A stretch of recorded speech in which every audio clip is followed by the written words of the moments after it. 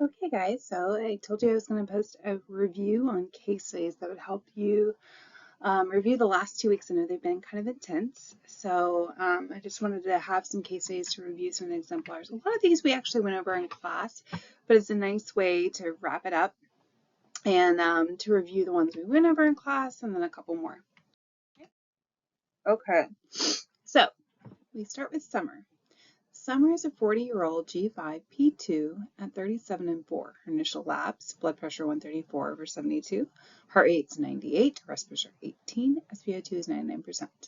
She states she was recently diagnosed with polyhydramnios and is here for her induction. Okay. So what stands out to you? What are her risk factors? Well, let's remember, so she has polyhydramnios, which we know that puts them at risk for what? So polyhydramnios is heavily connected with potential cord prolapse, right? So if you have a lot of fluid, you can definitely have it where that cord gets below the presenting part, okay? Another part is when we think about polyhydramnios, we also want to kind of connect it with gestational diabetes. That's another piece, right? So what are the risk factors? Polyhydramnios, induction of labor. Anytime somebody is being induced, we know that actually increases the risk for complications. One, because we are starting their labor, right? We're doing everything to start it. And two, it's not starting on its own. So something's going on already, okay? And then we have advanced maternal age. So she's over 35. So she'd be considered advanced maternal age. It just increases her risk for other complications. Okay, so her cervix is checked and found to be 150 and -1. So remember that's 1 centimeter dilated, 50% effaced, and -1 station, right? Actually, not a bad check. So a Foley bulb is placed and Summer is given oral misoprostol, 25 micrograms. Okay. What is included in Summer's plan of care? So we know that she's being induced. Okay, so we are going to be putting her on fetal monitoring. We want to watch that Foley bulb, administer the misoprostol. So misoprostol can make them have gastric reflux, nausea, vomiting. So those are some concerns for her. It also can cause a condition called, or not condition, but a term that you guys have learned called tachysystole. So what is tachysystole? So tachysystole is when you have more than 5 contractions in 10 minutes, average over 30 minutes.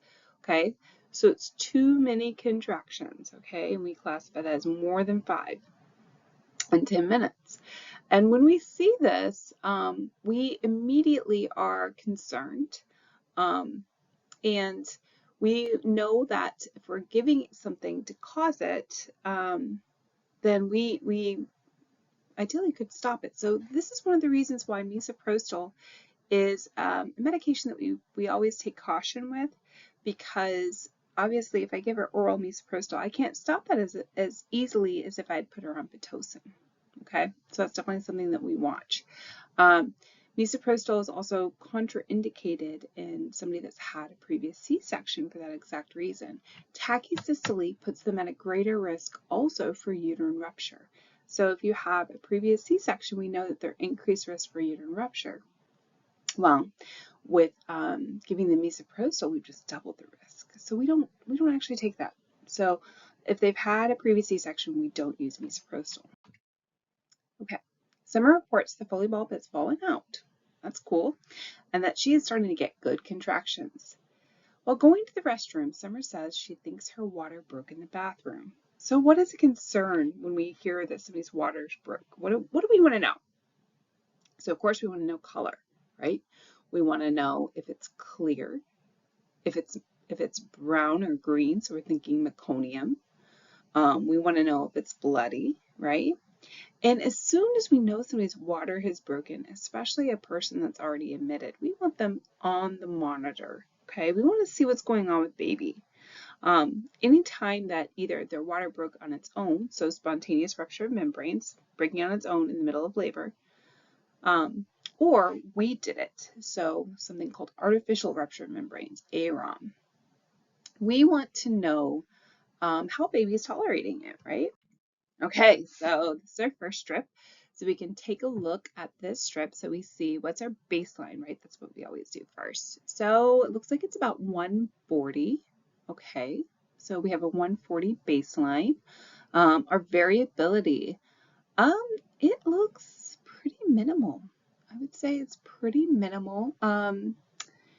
Yeah, so even if you're looking at that one section where it looks almost moderate, that's actually still coming up from the decel. So I'd still say that this is a total minimal strip. So do we have any accelerations? No, we don't count any jumps right before a decel or any jumps after a decel. So definitely no accelerations. Do we have decelerations?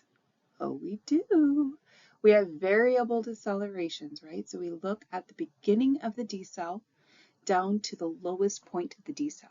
If it's less than 30 seconds, we know we're looking at a variable. It has to be greater than 15 seconds long. But if from the lowest point is less than 30 seconds, we have a variable in our hands, right? Let's look at this one. Okay, so we have a baseline is actually really hard to determine on this one. So if we were going from, like, say we went from the last one down to this one, we would know that our last one, I think it was 140, and it looks like right now just that middle part in between the decel is lowering, but we actually can't determine what the baseline is from this. So if we had just gone from the 140 to this one, our baseline would actually still be 140, okay? Because we have to have 10 minutes to actually have a baseline change. So we would be watching this. So we would say, okay, well, if we have a 140 baseline, first of all, we don't have any accelerations, right? Because we see those big jumps, those are actually from our decel. So we don't count that. That is our baby's reaction to our decel, right? So we're looking at this and we see that big drop, that big decel, and we know from the beginning of the decel down to the lowest point in the decel, it's less than 30 seconds, okay? So we are still looking at variables. I didn't say the variability, I apologize. So I would look at where the baby's recovered, even if we know that that's not exactly our baseline. We know it's essentially our recovery, and we can still see that we have moderate variability. So we are reassured by it, but we know we're not going to be reassured for very long. So when we see moderate variability and we see these continuous decels like this, a baby can only tolerate for that for very long. So we know our baby's okay right now, but we also know our baby's not going to be okay for long, right? So we're going to have to do something about this, right? And really, when we see these variable decels, it gives us this hint we need to assess. We need to assess what's going on, right? So that's what the nurse does. Let's go look. So, well, that nurse saw that we had moderate variability, saw that we had no accelerations, and saw that we had variable decels. We have cord compression, right? So nurse goes and checks her cervix. Why would she do that? Well, when we have cord compression, we have variable decels, we actually always want to rule out something called prolapsed cord, right? That's what she was at the highest risk for with that polyhydramnios. So the nurse goes to check, and what does she feel? She feels a prolapsed cord. So what does she do? Well, our next picture is going to show it. She lifts that baby up, that presenting part. So that means the head is the presenting part. She lifts that head up. She lifts it up off that cord, okay? If that head is laying on that cord, what's going to happen? You're not going to have any perfusion to your baby, right? So you got to lift that head off the cord. And that's what she's going to do. And then it says, what position does she help Summer into? Well, if she can, now she's lifting that head off the cord, so she might be able to just lift that head off the cord, ride to the OR, everything will be okay. But if she needs a little extra help, there's a couple of different positions you could do. You could do Trendelenburg's, so you could have somebody tilt her head down, and so the nurse is practically on top of the patient. And if it's safe, you could definitely do that. Another position, if she has no epidural, is we could also have her flip to a kneaded chest position. We're about to see the picture. It's really easy to confuse kneaded chest with a lot of different positions. So make sure you look at this picture, okay? It's really important. Okay, so you see this kneaded chest position, that's that top picture. I don't like the picture with the pillows. Don't look at that one. I like that top picture because that top picture, her butt is really high up, right?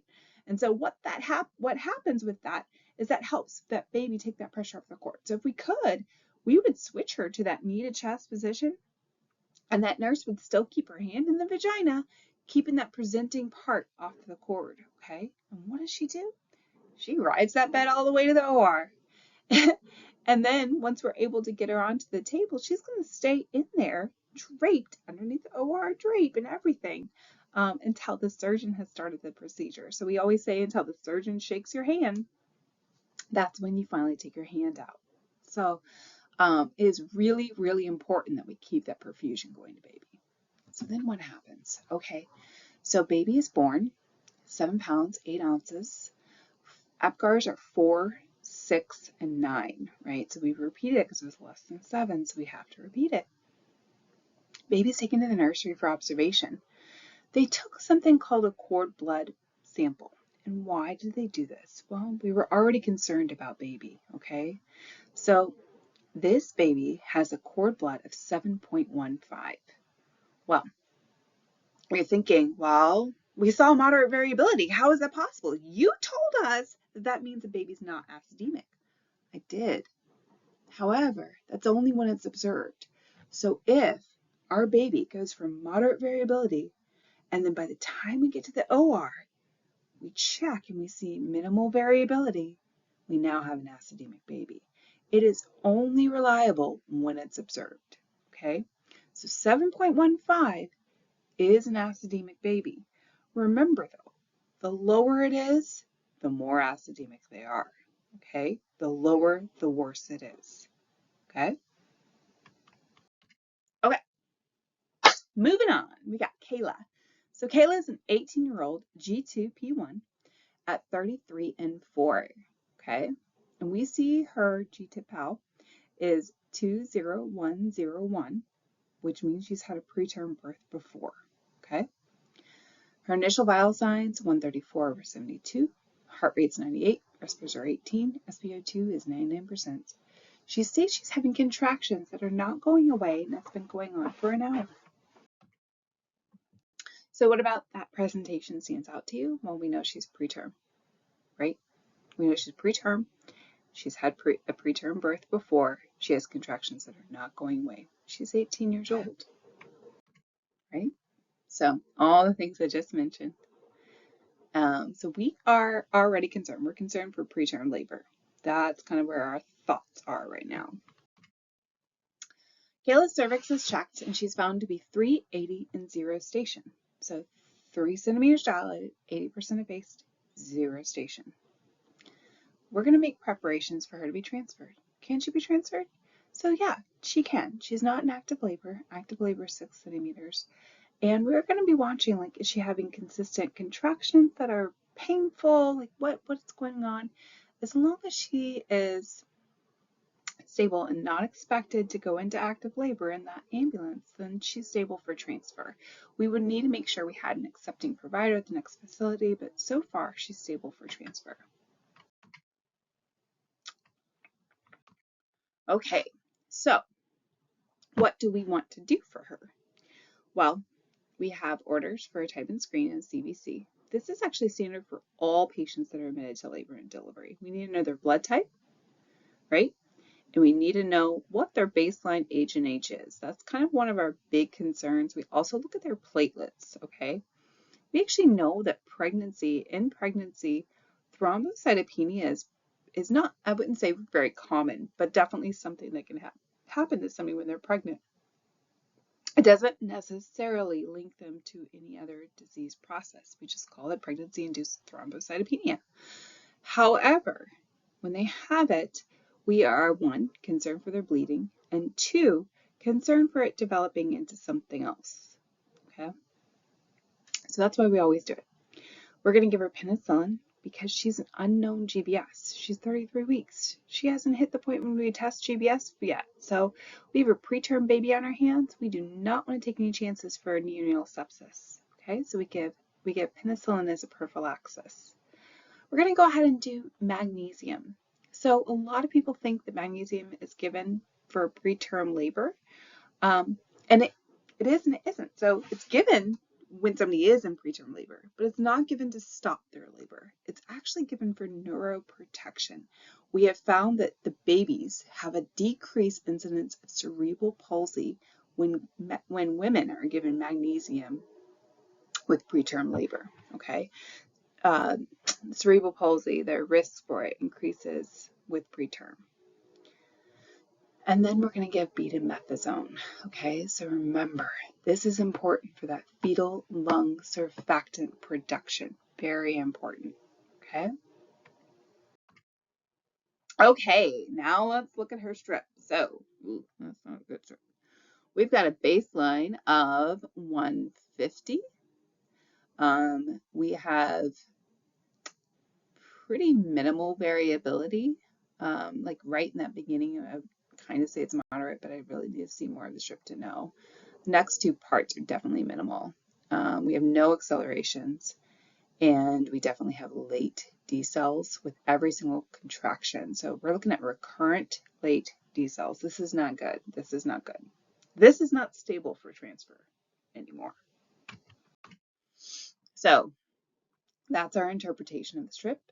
Kayla starts to have bloody show and reports that her contractions are very intense. Her cervix is checked and found to be 8, 100, and 0 station. Is she a candidate for transfer? Oh no, definitely not.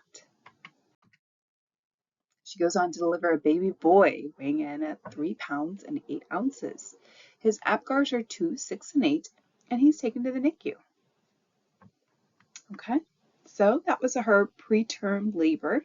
We're actually going to get to see a similar patient to her in just a little bit. Okay, so our next patient is Chelsea. Chelsea is a G1P0 at 36 and 4. Her vital signs are blood pressure 154/92, heart rate is 110, respiratory are 18, and SpO2 is 99%. She states she's having abdominal pain that is not going away and it's been going on for an hour. She also reports a headache and mentions she's been having headaches the last few weeks. Ooh, okay, so what stands out to us about this? Let's just stay on this side for a second. So we see that blood pressure 154/92. That is moderate hypertension. That is not good, right? She's also preterm, 36 and 4. Her heart rate's a little high, but not high for pregnancy necessarily. She states she's having abdominal pain that is not going away. Constant abdominal pain should always ping for us, okay? She reports she's having a headache and mentions she's been having it the last few weeks. So what are we thinking about? Preeclampsia. So we already just discussed this. Yep, so 18 years old, G1P0, 36 and 4, 154/92. We need repeat blood pressures because remember, we need to have blood pressures 4 hours apart to diagnose them with anything. Abdominal pain that is not going away, headache, and reports recent recurrent headaches. Oh, not good. Okay, her second blood pressure is 166/102. I'm going to be honest, we're not going to wait for those two blood pressures 4 hours apart. We have severe hypertension on our hands. We have decided this girl has preeclampsia, okay? We pretty much kind of go into that assumption and start treating because we'd rather be treating and than not treating, right? So repeat blood pressure 176/110. This is not good. So what labs should be drawn? Okay, let's remember. So what labs help us indicate that we have preeclampsia on our hands? So remember, I'm going to see if I can draw. Let's see if I can draw. Okay. So our protein, right? So we would do protein creatinine. And forgive forgive me, I'm going to do just kind of a Kriya, just so I don't have to write a whole bunch. And if it's greater than 0.2, so usually 0.3 is when we start saying that they're diagnosed with it. If we were to do a 24-hour collection, remember, it's greater than 300. Okay? And this indicates that we have renal involvement. Okay. What type of fetal monitoring should be ordered? Well, obviously it's continuous. It's kind of a obvious one. So the patient's abdomen is firm to palpation with no resting tone in between contractions. So what are we worried about? Abruption. Yes, very much so. Okay. Now, and we'll be honest, abruption, we're really worried about this. We probably would not have do the next step, but I want to teach you guys what to do for preeclampsia as well, right? Okay, I'm going to try this again. This is actually the second recording on the slide because it keeps disappearing. Anyways, so the patient is given labetalol. So she's given 20 milligrams of labetalol, 40 milligrams. So we step it up. We double their dose. So 20 milligrams, 40 milligrams, 80 milligrams. The patient's blood pressure has failed to respond to the medications. MAG was started with a bolus dose of 4 grams an hour and a maintenance dose of 2 grams an hour. And the patient continues to report unrelenting abdominal pain. So, of course, we're going to be concerned about this patient, but real quick, we're going to talk about a MAG check. So, you guys kind of remember this from class. This, you met her the other day. So this is MAG. This is the part that disappeared on me. Let's see if I can do it this time. So MAG, she's got her curly hair. We'll make this a little fun. Okay. So MAG, we want to check those 3 questions: headache, vision, right? And right upper quadrant. That is the worst R in the world. Right upper quadrant pain. And that is our level of consciousness check, right? So we are checking her level of consciousness when we do that check. Next thing we want to do is these are her lungs, worst lungs ever, and we are going to listen to them, right? And so we're listening to her lung sounds and counting her respirations, okay? And when we do that, that's because it decreases their respiratory drive, right? So it's a respiratory depressant. We're also going to check their blood pressure if we haven't already. And then we're going to check on our baby. So we're checking our fetal heart rate, okay? And then we're moving on down. We want to make sure we check their urine output. So this weird picture is their Foley. So our urine output, right? So we're checking on that. And then right here, moving on down, that is the worst knee ever. We are checking our deep tendon reflexes, okay? So check your deep tendon reflexes, okay? So if you have decreased deep tendon reflexes or absent deep tendon reflexes, we're concerned for MAG toxicity. If we have a really hyper-reflexive patient, we're concerned that they're going to seize on us, okay? Then we're going to check our edema. So we typically are going to check that right there.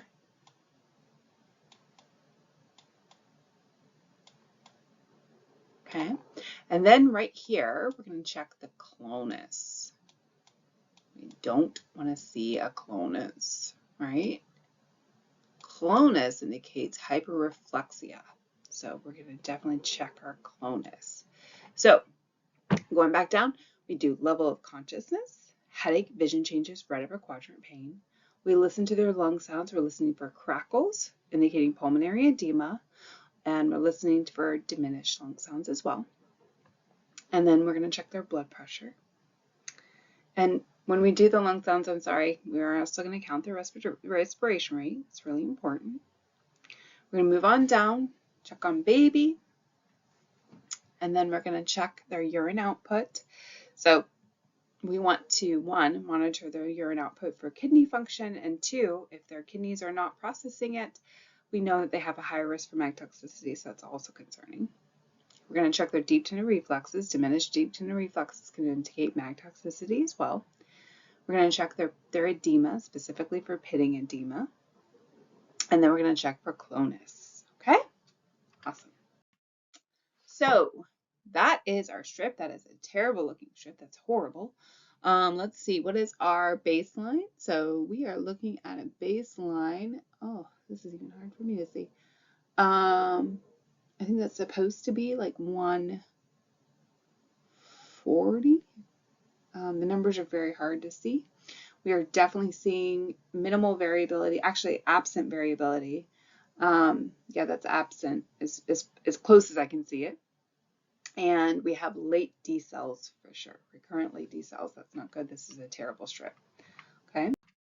And this one's even worse, although we do have some moderate variability going on there. So actually I'm a little bit more reassured by this one. I know that sounds crazy. But yeah, so we have a baseline of 150 right there. We have moderate variability, kind of. I really kind of want to see what it looks like before this, but we definitely have recurrent lates still. And then we go into a prolonged deceleration down to, that looks like, so we have 60 right here. So that's about 80. We are terrified right now. Just so you know, prolonged decel like that, it's not good. Okay. So what are we doing? We're rushing to the OR. We're rushing for a stat C-section right now. So fetal heart tracing has gone from CAT2 tracing to a prolonged deceleration into the 50s. So it was a little lower than what we just saw, but we're going to pretend. The decision is made to take the patient to a stat C-section. A code purple is called, sorry, that's old military language, but that was our obstetric emergency. The C-section had a 50% abruption. It's noted on that is noted on the placenta, so you can actually see abruptions when you examine a placenta. Baby's weight is 5 pounds 2 ounces with an APGAR of 3, 5, and 8, and is taken to the nursery for observation. So Chelsea just went through a placental abruption, and she presented with some classic signs for placental abruption, right? So she had a hypertonic, rock hard, firm abdomen. She had hypertension, which can cause a placental abruption. She had constant pain that was not going away. I don't remember if she had bleeding at the top of my head, and I can't go back, otherwise it'll make me record this whole slide again. But bleeding would also be a sign. Just remember, they don't have to have every single sign that we have in our head. So when they have one sign, we already start to think about it, right? We want to rule it out. Just like if somebody comes in for chest pain, they may not have every classic sign for a myocardial infarction, but we rule out the myocardial infarction before we move on, right? Okay. So we want to make sure that she didn't have a placental abruption. She did. We put her on the monitor. We saw these terrible tracings. We treated her blood pressure. We did her mag check. She was a pretty good patient, right? So thankfully, we saved her baby, and hopefully she's starting to stabilize because baby's delivered. Hopefully her preeclampsia got better. Okay, moving on. Maggie. So Maggie is a G2P1. Now I'm going to play with you guys a little bit because you're going to remember little pieces of her from, I think it was our Kayla's story, but some slight differences. Okay, so she's 33 and 4.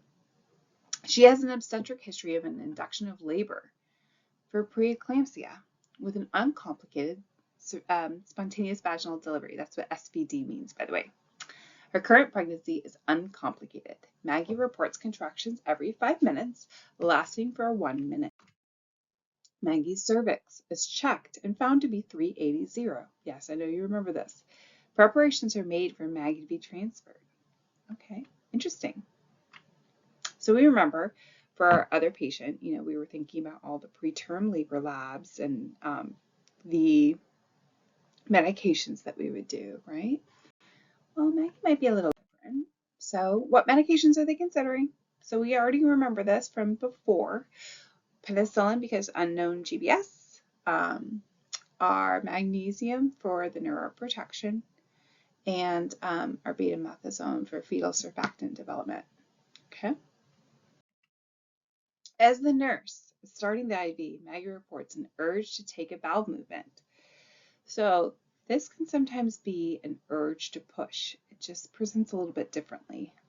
We always want to, if, I'm not going to say that patients can't take a bowel movement and that you have to check them every single time that they do need to take one. But when we have concerns that they may be have advanced through labor, don't just take them to the bathroom, okay? That is when you need to check them. So for her, she came in with consistent contractions. We already know that she was 380 in 0 station. So we wouldn't want to just take her to the bathroom. So we go ahead and check her. She's 100% effaced and +1 station. Ooh, she is not stable for transfer. Now we're thinking we need to deliver this baby. So we let the NICU team know we have a NICU baby coming. I need you guys to get here, right? What happened? So Maggie goes on to deliver a baby girl. This is a baby girl. The other one was a baby boy. That's funny. Weighing in at 4 pounds, 2 ounces. Initial APGARs are 7 and 8. Not bad for a pretermer. Transport takes her to the NICU. Now let's see what happens. Maggie reports double vision to her nurse. Gotta tell you guys, Maggie's based upon a real patient. Most of these actually are. And I still remember, like, she came out of the bathroom and it's just like, I can't see. I can't see everything. There's double everywhere. And it was just a very crazy moment. So we instantly took her back to the bed. We were like, well, we got to get your vital signs. What is going on? Her blood pressure was 162/98, right? So remember, she had that history of pre-E, of an induction of labor for pre-E. Her heart rate was 115, respirators were 20%, SpO2 was 96%. Now, sometimes we get kind of fixated in obstetrics where we're like, well, I'm so used to like all these other older adult patients that have like SpO2 of 92%, and you guys keep having this SpO2 of 96%. So obviously they're stable Mabels. They're like totally fine. They're not though. Here's the thing. They're young. They're healthy. And so all it takes is for something unhealthy like preeclampsia to happen, and they're going to go from stable Mabel to going down the tubes, okay? So you want to find those early indications before that happens, okay? So 162/98, that's bad. Double vision, that's bad. So what do? We draw our labs and we start repeat blood pressure. So what labs are we going to draw? I didn't really talk about this. I talked about the proteinuria, but I didn't talk about other labs that we'd want to do. So I'm going to draw again. We're going to do a CBC. Okay. Anytime that we're concerned about preeclampsia, we're actually concerned about HELP too. So we want to make sure that she doesn't have low platelets. We also want to make sure she doesn't have anemia. So we want a hemoglobin and hematocrit, and we want her platelets. Then we're going to go ahead and do a chemistry of some sort, right? So we really want to look at our liver enzymes. We usually just call it, honestly, a preeclampsia panel, but we're really looking at our AST, our ALT, and our LDH. Okay. And then remember, same thing that we looked at before. I'm going to just do pro and crea, or protein creatinine ratio. If we had time and she was stable Mabel, then we would do that 24-hour urine collection and we would look at the proteinuria. It would be if it was greater than 300. And that's like the ideal way to diagnose them. But when we don't have time, we just get one sample, we do a protein creatinine ratio. Okay. So we go ahead and do that. We do our initial BPs. Let's see what happens. Ooh, that doesn't look good. So protein creatinine ratio of 0.8. So that's high. So she would already be diagnosed with preeclampsia right there. But then look, her platelets are 40,000. That's not good. That's not good. Okay. Her AST is 180. That's also not good. Her LDH is 500. Ooh, not good. Her H&H 9 and 28. So we can see she has low platelets, she has elevated liver enzymes, and she has evidence of hemolysis with anemia, right? Another way that we could look at hemolysis, just to mention this, is also our bilirubin levels. So our bilirubin, when we were breaking down RBCs, we're going to have an increased bilirubin level, okay? When we're breaking down a huge amount of RBCs. And that's what hemolysis is. So bilirubin is another concern that we have, okay? So she is hemolysis, elevated liver enzymes, and low platelets. She's got help, okay? So what happens? Well, she was started on a magnesium bolus of 6 grams and a maintenance dose of 2 grams, and she was transferred to a higher facility. Remember I said she was a real patient. So this facility couldn't take care of patients with that low platelets. That was one of their lines. I want to say it was like 70,000 at the time. And that is up to the facility, right? And then it actually worked out for her because we were able to transfer her to the same facility that her baby was at. So it worked out. I think they both went to Shands or something. I don't know. And her name was not Maggie, obviously. Layla. Layla's our next one. So she is a 19-year-old G2P1 with a history of G2P1 at 41 with a history of asthma. She is O positive. She's at the end of her second day of an induction of labor for diet-controlled GDM. Okay. Pitocin started yesterday morning. She's made slow and steady progress. Although choreo was diagnosed at 1700 today, the nurse is happy to report to you that Layla has finally made it to complete +1. Okay. The reason why it's a little bit ironic the way they tell you happy to report to you is because this patient has a lot of risk factors going on. So let's look at them. Okay, so she is an induction of labor. She has a history of asthma. So we know that there's a certain medication she can't get. Hemabate carboprost, right? So no carboprost, no hemabate, no carboprost for her, right? So she is O positive. Now, we're actually going to learn about Layla's son for the next exam, okay? She is at her second day of an induction of labor, so it's been a long time, for diet-controlled GDM. So induction of labor, GDM. That also puts her at risk for a large baby, right? Macrosomic baby. Pitocin started yesterday morning. So she's been on PIP for a while. She made slow and steady progress. It's been taking a long time. Choreo was diagnosed. Infected uterus, great. And she's finally made it. Yay! So what risk factors do we have? So one, we have some risk factors for shoulders dysplasia because we see the GDM.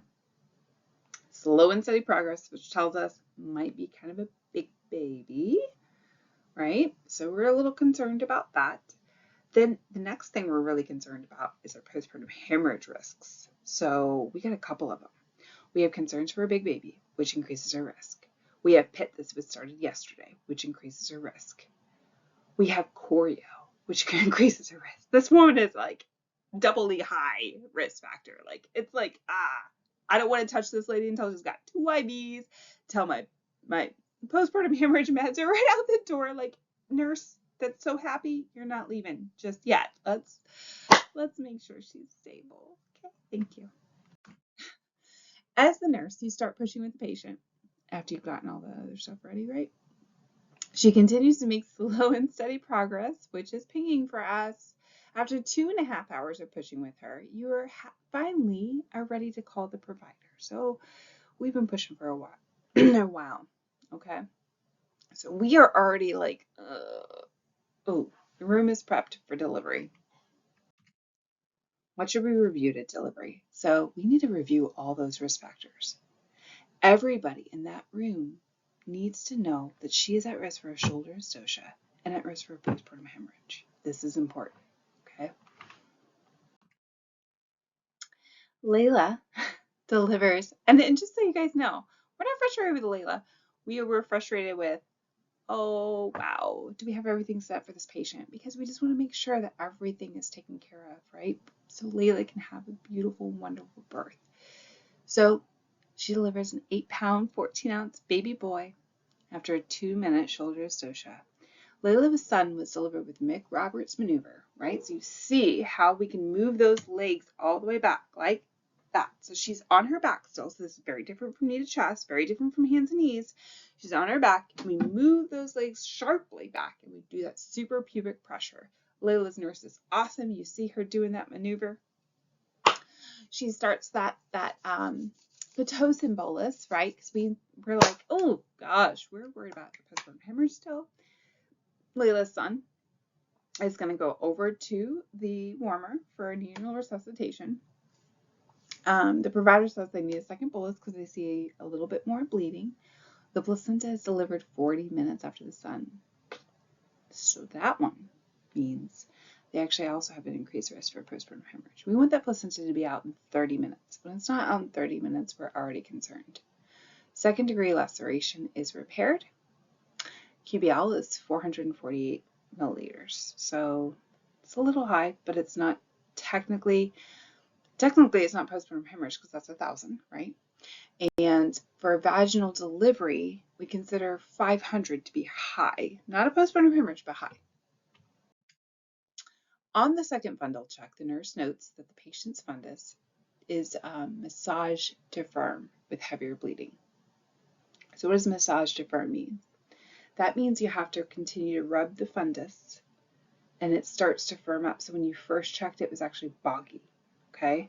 So that can sometimes be a sign that you have heavier bleeding going on and that you might need to do your fundal checks more often than typical, okay?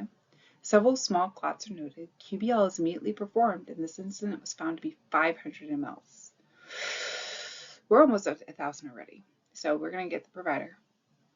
Heavier bleeding continues, and what are the next steps? What are we going to do? So we start a second IV if it was not already done. We already did it though. We already talked about it because we identified the risk factors, right? We realized that this patient had a high chance for a postpartum hemorrhage. We drew our labs, so at the very least, we'd want to do CBC and coags. Now, why? CBC, we want to get a baseline, right? Coags, do you guys remember talking about DIC? So this is one condition postpartum hemorrhage can cause DIC, okay? So we want to know what her baseline PT, PT&T, and fibrinogen are before we even start, before we even know if there's DIC, okay? We just want to see what the baseline is. We also are concerned because remember, of our 4 T's that can cause a postpartum hemorrhage, thrombin is one of them. We're going to switch our patient to a type and cross if it was not already done. Hopefully we already did it when we did our second IV. So type and screen just identifies their blood type. A type and cross ensures that they have 2 units or 1 to 2 units of blood ready for them at all times. So we get our postpartum hemorrhage obstetric emergency cart, another nurse, because it shouldn't just be us if we're having a postpartum hemorrhage. We want to identify a recorder. This is like me and my emergency brain. You always should have a recorder in the emergency. And then we want to talk about medications. So remember, we have misoprostol. That's one of our medications for a postpartum hemorrhage. We would give it rectally. We have iron, the methylagenovine or methogen that we would give. We're not going to give hemobate carboprost. We're not going to give carboprost, right? Because she has a history of asthma. We're going to give 1 bag of warmed IV fluids. Here's the thing. The colder a patient is, the greater chance they have of bleeding. Why is that? Well, when you're cold, your clotting factors do not work the way they're supposed to. So ensuring that a patient that is hemorrhaging is warm is actually very important. The decision is made to place a Bakri intrauterine tamponade balloon. Remember, that's the balloon that goes into the uterus, fills up with fluid, and presses on that wound inside the uterus, okay? Layla's bleeding slows with the intrauterine tamponade balloon, and she remains on L&D until the next day when the fluid is finally removed from the Bakri and the Bakri is finally removed. Layla goes home with her baby boy on the 4th day postpartum. Now I'm going to cover a little bit about Layla's son, Ty, and we'll talk more about him next week, okay? So Layla's son, Ty, is taking the warmer for evaluation. Initial APGARs are 2 for pulse, or 2 for pulse, 0 for respiration, 0 for activity, 0 for appearance, 0 for grimace. That means Ty was like this on the warmer, but he did have a pulse, and he had a pulse over 100. That's good. So positive pressure ventilation has started. He was not breathing. He was not responding. He was not breathing. We have to stop positive pressure ventilation. It perked him up, though. He got 1 for appearance, 2 for pulse, 2 for grimace, 1 for activity, and 2 for respirations. Now Ty has an APGAR of 8. This is very good. This is good. So Ty would be taken to the nursery for evaluation. I didn't put this in there because I wanted to talk a little bit about thermoregulation. The nurse understands that the importance of cold stress and thermoregulation is to keep Ty covered in skin to skin with his mom or on the warmer. Now for him, he's going to the observation. He's going to be under the warmer. The nurse administers vitamin K for clotting. Remember, because newborns' guts are sterile, so they do not produce their own vitamin K. Erythromycin to the eyes to prevent gonorrhea from causing neonatal blindness. And hepatitis B to Ty, okay, to decrease the risk of Ty getting hepatitis B. Ty goes home with his mom, it doesn't say that, on the 4th day of life. Okay, our last case, Shawnee. So Shawnee reports to triage. She's a G2 P1 at 23 and 4 and reporting abdominal pain. She has been diagnosed during this pregnancy with a complete previa. Okay? You see her initial vital signs. The toco is applied and only 1 contraction is seen. Sterile speculum exam reveals a closed cervix. Initial preterm labs are done. What labs?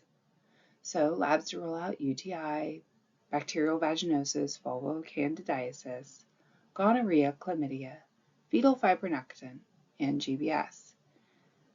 So when they're doing this, they're going to be very careful not to manipulate the cervix. She's got a complete previa. What we are seeing is a patient that presented with abdominal pain from contractions, and the abdominal pain goes away initially.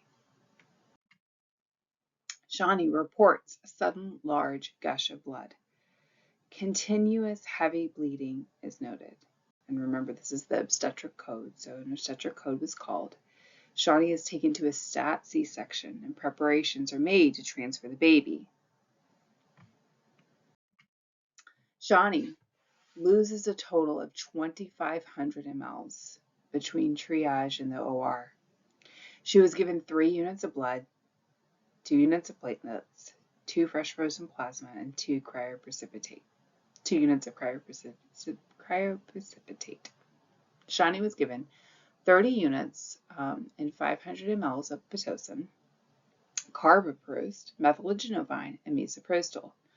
She was also given tranexamic acid to work with her own clotting factors. I will tell you, tranexamic acid is another medication that we use a lot of times for postpartum hemorrhages. You'll see it in the clinical setting. Okay, most facilities use it now. It actually decreases the risk of hemorrhaging by almost 50%. Now you're thinking to yourself, why haven't you taught us this before? Well, tranexamic acid is not a uterotonic. It works with their own internal clotting factors to reduce the hemorrhage. It's also used in trauma and in other OR surgery, like other surgical cases too. So that's why I haven't taught it to you. It came up recently in clinical though, so I thought I'd go ahead and leave it in this slide. Shawnee went into preterm labor with a complete previa, which is why her signs were not classic, right? So she had some abdominal pain, but she also had bright red bleeding. Okay, so bright red bleeding with no pain, we think of generally previa. But if somebody's been diagnosed with previa, they can go into preterm labor and they're going to present with some abdominal pain, and that's what Shawnee did. So the resuscitative team was not able to save the baby, but Shawnee lived to return to her family. Okay. And so this is a quote. Normally I have a happy quote, but since we're ending with Shawnee's case, I wanted to end with a quote just showing perinatal loss. So before I ever carried the pain, I carried you, and in my heart, I carry you still. So it's always important to remember in the middle of those emergencies, that there's sadness, there's happiness, there's pain, there's everything. So that's labor and delivery for you guys. Okay, I hope this helped you guys review, and thank you for listening.